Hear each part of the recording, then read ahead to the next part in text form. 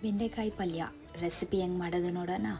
ಒಂದು ಬಾಣಲಿಯಲ್ಲಿ 2 ರಿಂದ 3 table spoon ಎಣ್ಣೆ ಹಾಕ್ಕೊಂಡು ಬೆಂಡೆಕಾಯಿ ಲೋಳೆ ಎಲ್ಲ ಹೋಗೋ ತನಕ ಚೆನ್ನಾಗಿ ಹುರ್ಕೊಂಡು ಸಪ್ರೇಟಾಗಿ ಒಂದು ತಟ್ಟೆಯಲ್ಲಿ ಎತ್ತಿಟ್ಕೊಂಬಿಡಿ. ಈಗ ಅದೇ ಬಾಣಲಿಗೆ 2 ಟೇಬಲ್ ಸ್ಪೂನ್ ಎಣ್ಣೆ, ಸಾಸಿವೆ, ಜೀರಿಗೆ ಮತ್ತು ಬೆಳ್ಳುಳ್ಳಿ ಆಪ್ಷನಲ್, ನಿಮಗೆ ಬೇಡ ಅಂದರೆ ಸ್ಕಿಪ್ ಮಾಡ್ಕೊಳ್ಳಿ. ಆ ನಂತರ ಚೆನ್ನಾಗಿ ಹುರಿದಾದ್ಮೇಲೆ ಈರುಳ್ಳಿ ಮತ್ತು ಟೊಮ್ಯಾಟೊ ಹಾಕ್ಕೊಂಡು ಚೆನ್ನಾಗಿ ಸ್ಮ್ಯಾಶ್ ಆಗೋ ತನಕ ಚೆನ್ನಾಗಿ ಹುರ್ಕೊಂಬಿಡಿ. ನೆಕ್ಸ್ಟ್ ಬಂದು ಮಸಾಲ ಐಟಮ್ಸ್, ಅದು ನಾನು ಪಿನ್ ಕಮೆಂಟಲ್ಲಿ ಕೆಳಗಡೆ ಕೊಟ್ಟಿರ್ತೀನಿ, ಅದ್ರ ಪ್ರಕಾರ ನೀವು ಆ್ಯಡ್ ಮಾಡ್ಕೊಳ್ಳಿ.